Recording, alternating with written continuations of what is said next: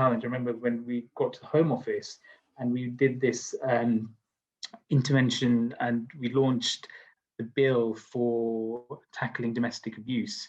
And I had commissioned a media plan from our press office, and they came up to discuss it with me, and it was great. It looked fine, it ticked all the right boxes, but it just, in my view, lacked a bit of creativity. So there was the ministerial media round, which always happens, and maybe a Telegraph op-ed or something like that, getting the minister on Women's Hour, which is great. But the point I made was there's a real key group of people that are missing in this, and that is young men. If we're talking about domestic abuse, we need to be talking to young men because they're quite involved in this, and there needs to be an education piece. They need to be aware that this is also a problem that they need to help us resolve.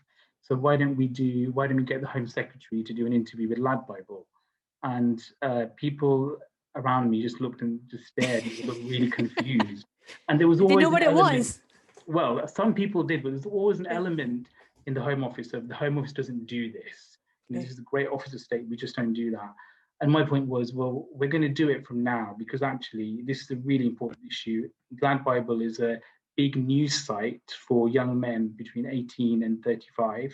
So we should engage with them. So I called them myself, and I think they were really worried about why Home Office Special Advisor was calling them. Once we kind of got through that, they thought it was really interesting. They were quite, being reached out to in that way on such an important issue.